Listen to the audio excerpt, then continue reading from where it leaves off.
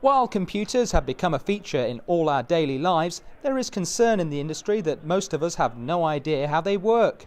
Software engineers like Microsoft Research are looking to change that by showing kids how they can get involved in the computing world.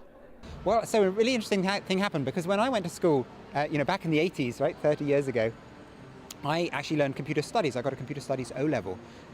And as computers became more prevalent after I left school, the schools all realized they needed to teach everyone computing, not just those who had an interest. But the focus changed, and schools taught their students how to use computers, but stopped teaching them how computers work and how to program them. So this all changed a couple of years ago. The government introduced computer science as one of the core elements of the national curriculum. So now all children are learning computer science. But at the same time, it's also important not just to tell students that it's something they have to learn, to make them really motivated to understand and learn and engage. Microsoft are looking to bring things back to basics for kids with the MicroBit, which was inspired by the BBC Acorn Micro back in the 1980s. So one of the things that Microsoft are doing at the moment is we're working with the BBC and a number of other partners on this project called MicroBit. So MicroBit is designed to be a little device. I've got one here. It's a programmable device. You program it using a regular computer or a slate. You connect over USB and you can download your code to it. And it's got buttons and sensors and Bluetooth, low energy.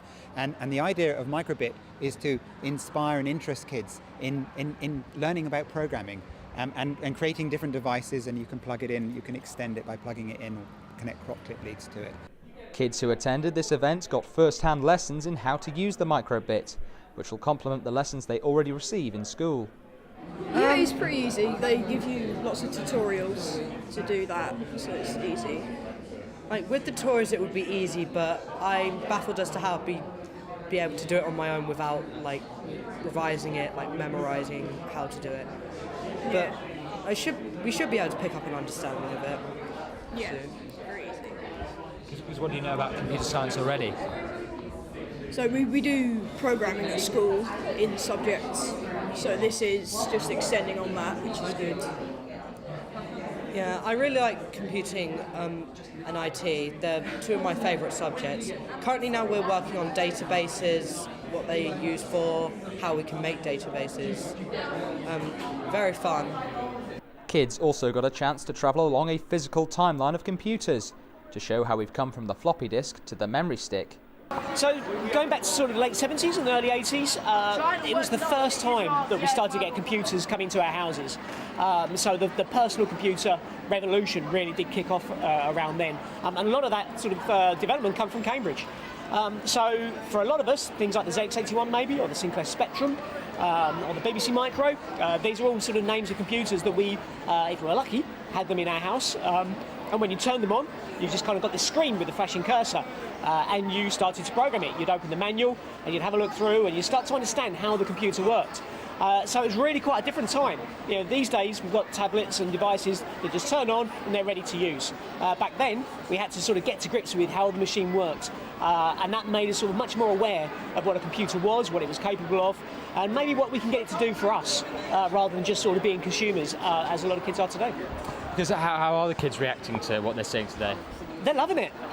Kids are really sort of engaged by it. I think because so many machines and systems are locked down now, and they're sort of encouraged to be end users to a certain extent, actually having a machine that you can sort of program and maybe get it to do something, they're really intrigued by that. And even though sort of they're 30 odd years old, 40 in some cases, actually they're still just as sort of engaged by it as I ever was as a kid of the same sort of age at that time.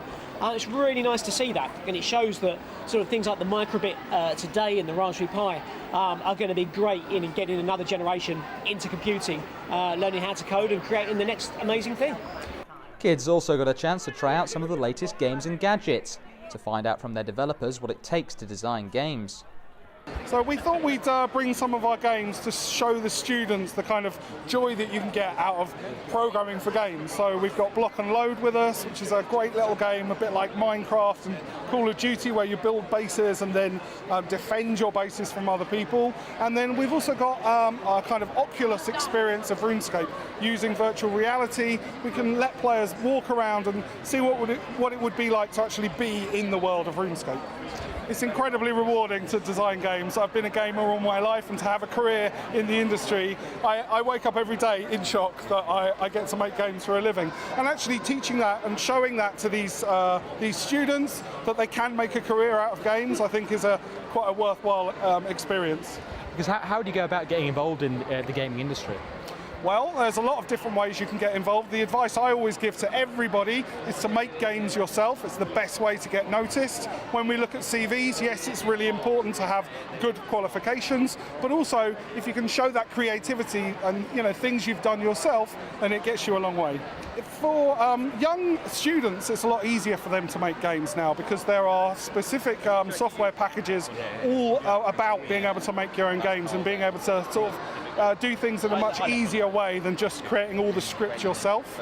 But also I think it's a very competitive industry now, so there's a lot more people that are making games all the time, but a lot of different platforms that you can make games on. Making games for a mobile phone is very, very different from making games for a console or for PC, for example. This is our hand tracking system. So it's an application of computer vision to try and figure out what the hand is doing in real time.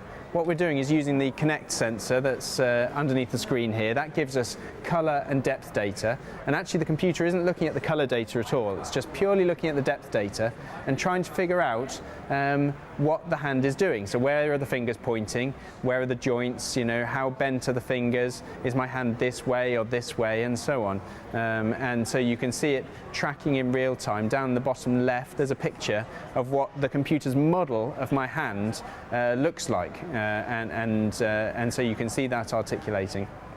And the computer is trying to match its model, its idea of what a hand looks like, to the depth data that's coming from the camera. The body tracker that's shown in the top right here that we're using was developed originally for Kinect for Xbox, so you could imagine, say, playing table tennis without a paddle, or interacting with a virtual world, maybe being able to knock things over, scoop things up, use your hands in a virtual world just like you do in a real world, or maybe just sitting on your sofa across the living room and using your hands to point and select things on your TV or on your Xbox instead of needing to use a remote control. We brought Project Sanitarium. It's a game we made with Microsoft and St. Andrews University. Microsoft provided a tech brief and wanted us to make a game for their Windows mobile ecosystem.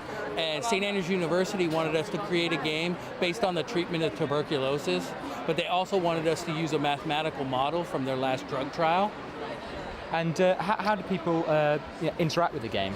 Well, basically you play as a doctor and you're going to diagnose and treat patients, but how you do that is you're going to play a series of mini games all based on real science and the process of diagnosing and treating a patient, but we wrap those around a lot of arcade classic games, as well as we've also created an X-ray game that's based on a real world tool that doctors use to read X-rays.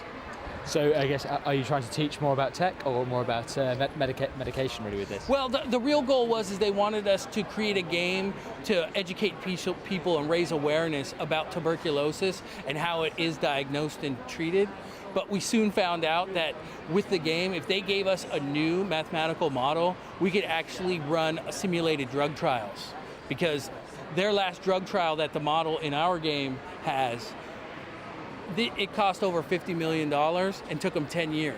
And now the doctors have access to all these new drugs and they can put them into hundreds of combinations, but there's just not enough time or money to put them into real drug trials. And so what they can do is use this game as an innovative tool to help narrow down their selections on what they would actually want to do a real drug trial.